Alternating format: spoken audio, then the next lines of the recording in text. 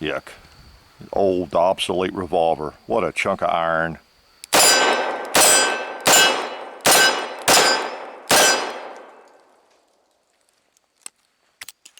Oh well. Of course that was close.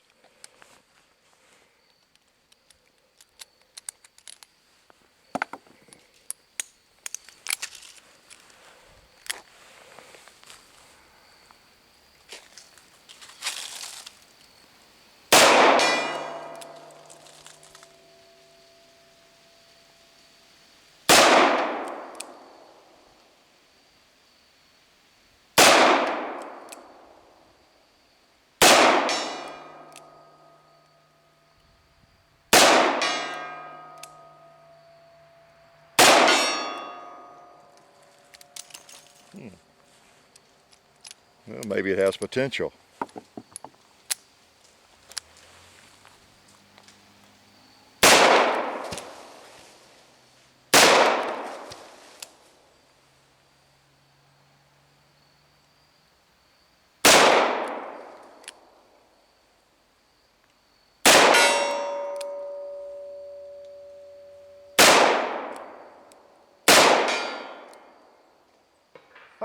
Oh, that was double action. Got me a goat double action. Okay, you know who it is. It's Hickok 45. Fooling around with another revolver. This time a Ruger GP-100 with a 3-inch barrel. Yeah, I was bad-mouthing the thing there, but you know me, I still like a revolver. It long range, short range, it will still do the trick, even with a 3-inch barrel. This is, again, the Ruger GP-100. You don't see these with 3-inch barrels very often. And this one actually belongs to a friend of mine, the same friend, Dave, who lent me the Ruger Vaquero. He's really a Ruger guy. Has some Smiths too. But I had one of these. In fact, I think I had one first, this exact gun. And he really liked it so much, he bought one. And then in the interval, I traded mine for something else or sold it, you know how we gun people are. But I had one, I kind of miss it, and asked him if I could borrow this to just do a video, because it's one of my favorite guns actually that I've ever had, particularly in a Ruger lineup. So 3-inch GP-100. I've had, you don't see many Ruger revolvers, I know. It's not because I've never owned them. Let me close it up so you can get a good look at it there. I've had the Alaskan with a, whatever it is, a 2-inch barrel and 44 Magnum. I've had this gun in a 4-inch barrel, hammerless model. I've had Red Hawk. Oh, back in the 80s I had a Red Hawk at a 5-inch barrel, 44 Magnum. What else have I had in a Ruger? I had a 4-inch 44 Magnum. I guess it was a regular, maybe it was a Super Red Hawk. It came out a couple years ago. The grip never did feel exactly right to me. It didn't have any replacements at the time. They may now, but I've had several of these. So I know I do have a lot of Smiths, and I shoot Smiths most often when I shoot a double action revolver. But nothing wrong with a Ruger. They're built like tanks, you know, they really are. And this little gun is definitely a little tank. I mean, that thing, you could use it for a boat anchor. I mean, it's just tough. It really is. And it absorbs recoil pretty well for such a short barrel. And one thing that attracted me to the 3-inch barrel was the fact that it is built so heavy. I mean, it's a thick little I always think of a tanker. It's a bulldog. It's just a tough little booger. Got a lot of metal in it, but it's not excessively large. It's just built really, really strong, and does have some weight. So even with the 3-inch, it probably is comparable to a 4-inch or maybe even a 4.5-inch, say a K-frame in a Smith or something, because it's got some weight to it. And the other thing I have to admit I like about Ruger, and I didn't realize it for a long time, but their action, double action, is pretty nice. Just about every one I've had, it has a really smooth, right out of the box, double action. And just before it breaks, there's a little stop or a click there. So you really almost can fire it single action without touching the hammer. It's just an interesting action that I've noticed over the years. This one's the same thing right there. I feel a little click. Boom. So you'd almost not even have to cock it if you wanted. So, 357 Magnum, very popular gun, the GP-100. You're used to, if you've seen it much, probably in a 4 or a 6-inch configuration. This gun's kind of a counterpart to the Smith line, the 686 or the 586, which I guess is no longer made, the L frame. probably this and the L-frame Smith over the last 20 years, I guess it's been around that long, were the most popular 357 Magnum revolvers. I remember my father-in-law, when he was living, he wanted a good pistol. He didn't have a handgun of any kind, I guess. And one Christmas, he wanted a handgun. And we ended up all getting him. He wanted a GP-100. He specified what he wanted, and it was a 6-inch barrel just like this, or a gun just like this with a longer barrel. So, nice gun, 357. Can't go wrong with that caliber if you like a revolver at all. It's again, I've gone through some of this before. You can shoot 357 Magnum, you can shoot 38 Special, which I don't have with me out here. It's a very versatile gun. You can shoot some really hot 357 Magnums in pretty heavy bullets if you want to. 180, I think even 200 grain bullets. You can shoot some lightweight 125 grain bullets and 38 Special. So very, very versatile. Nice caliber and a nice gun. Many of us that have been shooting for several years have these. It'd be hard to find someone that's 40 or 50 years old that's been shooting a lot that doesn't have a 357 Magnum around somewhere. So now what I'm going to shoot, I brought this out. I'm about out of 357 ammo. That's about it right there, and a couple of boxes here and there. Some of these loaded. I have been bad. I have not reloaded any. I've used up all my powder. I was going to switch powders, and I'm kind of investigating what powder I want to use and bullets. And so I'm about to launch into a new 357 reloading project. Been putting it off and thinking about it. I've got to quit thinking because I'm about out of ammunition. So I'm going to load all that brass up this winter with something. Okay, so let me take a few more shots here. Now these I'm loading are very moderate loads. You can probably tell there's nothing really hot. That's what makes this gun fun. And I had some speed loaders I tossed around. There's one, and I don't really need them. I'm not going to do a lot of speed shooting here, but I will load that so I have it on me. Revolvers are just wonderful plinkers. They're just, or for any purpose under the sun actually, but they're especially fun to go out to the range or the shooting table and just grab you some ammo or a pocket full of ammo and shoot them. The brass doesn't go flying all over the place. Revolvers of any kind are good for woods walk type shooting. I know a lot of you don't get that opportunity, but I hate to rub it in. But you don't lose your brass when you're out there walking through the woods. You come back with every piece of brass you fired. Okay, let me just take a few more shots here, see how it goes. Now since this is not my gun, oh, I just spotted that other speed loader. Since this is not my gun, I have all kinds of alibis, don't I, in terms of not shooting it well. Belongs to my buddy. He was out shooting this weekend and he left it here. He has a different grip on his. Other than that, it was just like the one I had, of course. All right, let's just take a couple shots here, play a little bit. This holster, by the way, is his holster. It's made by Black Hills Leather. It's a paddle holster. It slips down inside your pants there, and it's a pretty nice little holster. He really liked it.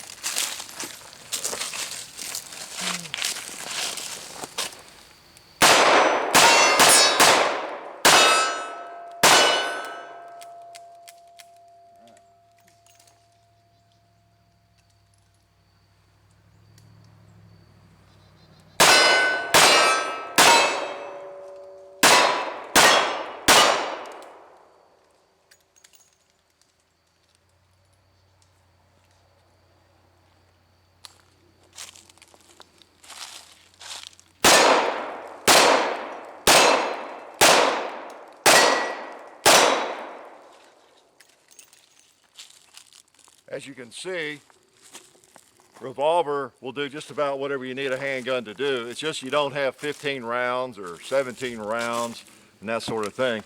And those are fairly light kicking rounds, so you know, pretty much fun to shoot. Doesn't really hurt you and knock you around. You can shoot these all day long. Let's try a couple of these warmer ones. These are factory rounds I picked up just for the video. These are PMC 158 grain jacketed soft point rounds.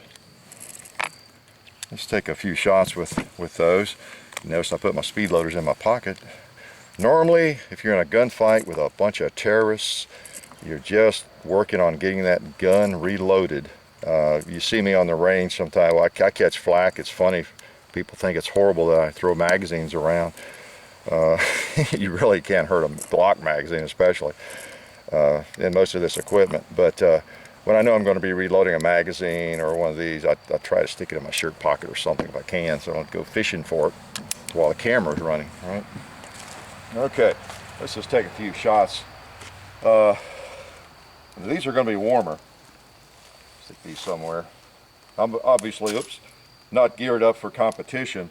I'm just out here fooling around. They make little ammo pouches for these that you can put on your belt and really be combat ready. Right. Turn the knob, they're falling out on me there. I'll just put it right there. Okay. Well, we've got this hot ammo. Let's see what we can knock down, if we can hit anything. This little bitty 3-inch barrel.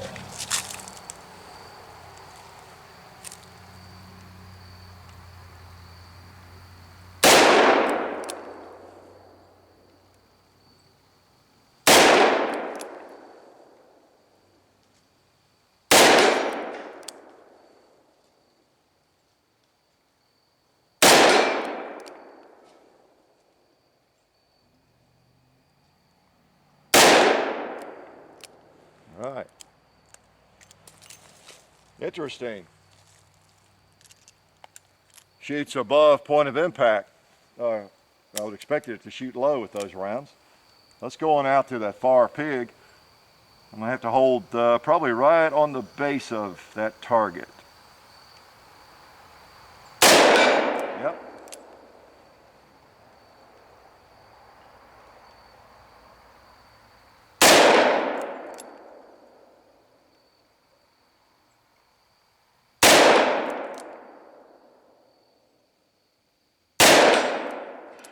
Okay. Go for another pig. Woo! Wants to go high. Okay. It's pretty hard. 357 Magnum is no slouch at all. No slouch at all.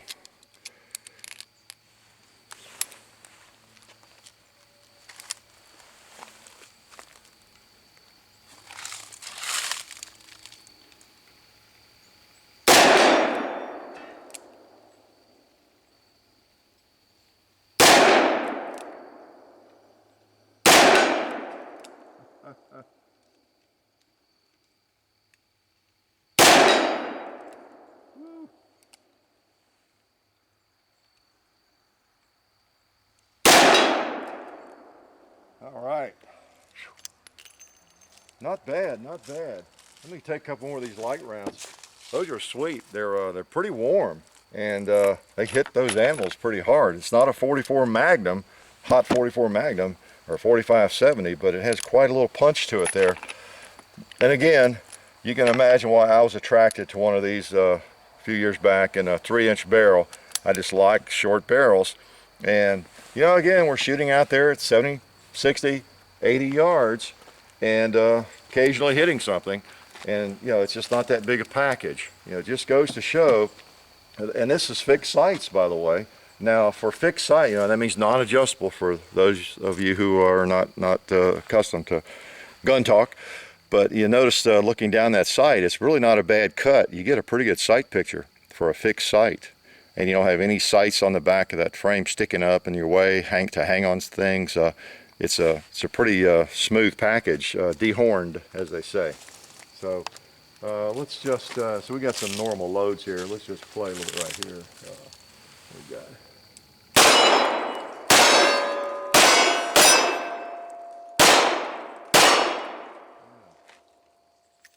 Those are fun to shoot. And you can shoot some 38 special in this thing that your gun will hardly move.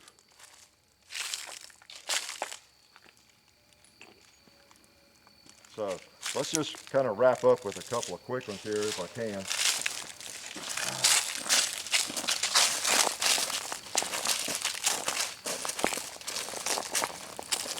Got two bad guys that are out to get me here.